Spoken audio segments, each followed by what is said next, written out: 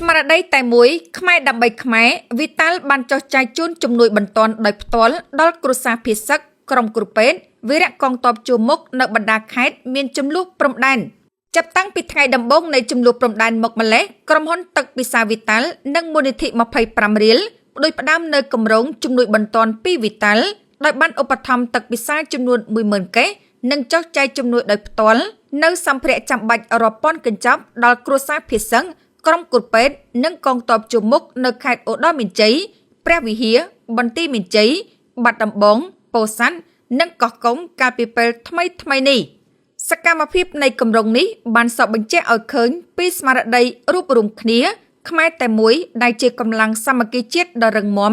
និងការចូលរួមរបស់ក្រុមហ៊ុនជាតិសម្រាប់ប្រជាពលរដ្ឋខ្មែរនៅក្នុងស្ថានភាពដ៏តានតឹងមួយនេះ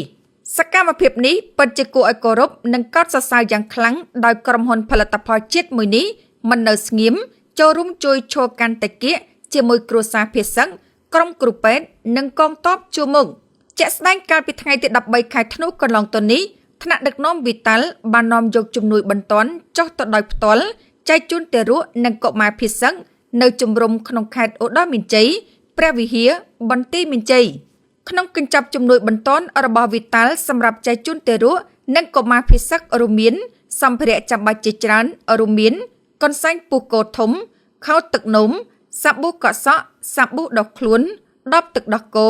ឈុតខោអាវទារកប្រេងខ្យល់ថ្នាំសង្កូវអាហារចាំបាច់តុក្កតាសៀវភៅផាត់ពណ៌នំចំណីកុមារនិងវីតាល់ចំណុះ 1500 លីត្រផងដែរមិនត្រឹមតែយកជំនួយទៅដោយផ្ទាល់នៅជំរំភៀសឹកនោះទេក្រោយមកទៀតនៅថ្ងៃទី18ខែធ្នូវីតាល់បានបន្តជំនួយបន្ទាន់ទឹកពិសាចំនួន 10000 កេសសម្រាប់ជូនទៅដល់វីរៈកងទ័ពជួរមុខដ៏អង់អាចក្លាហាននិងជនភៀសឹកជាច្រើនគ្រួសារបន្ថែមទៀតតាមរយៈមូលនិធិជាច្រើនដែលដឹកនាំដោយអ្នកបង្កើតមាតិកាល្បីៗក្នុងបណ្ដាញសង្គមមូលនិធិទាំងនោះរួមមានដូចជាមូលនិធិ Itmore ចំនួន 3000 កេស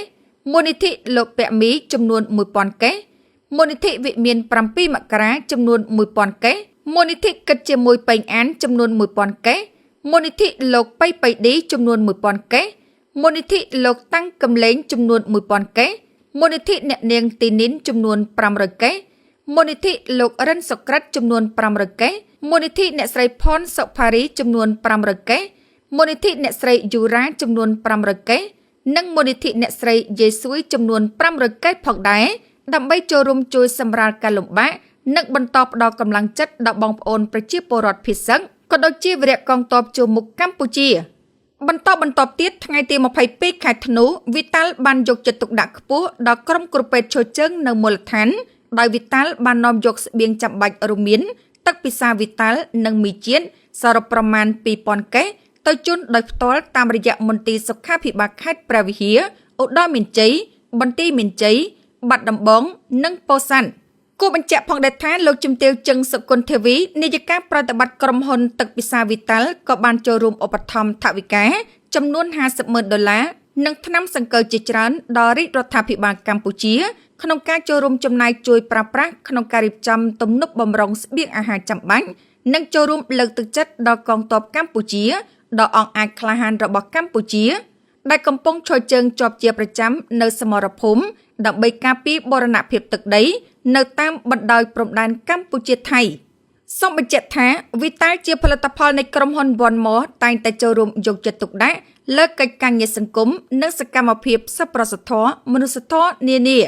ដរាបណាប្រទេសជាតិនិងប្រជាជននៅតែត្រូវការជំនួយនោះវត្តមានវីតាល់រមែងតែងតែនៅក្បែរជាមួយប្រជាជាតិនេះជានិច្ចសកម្មភាពទាំងនេះក៏កើតឡើងបានដោយសារវីតាល់មានមូលនិធិ25រៀលដែលជាមូលនិធិកាត់ចេញពីការចូលរួមដោយផ្ទាល់របស់អ្នកប្រើប្រាស់រាល់ពេលអតិថិជនជាវវីតាល់មួយដបនោះអតិថិជនបានចូលរួមចំណាយផ្ដល់25រៀលជាមូលធនយកទៅប្រើប្រាស់លើគ្រប់ការងារសង្គមរបស់វីតាល់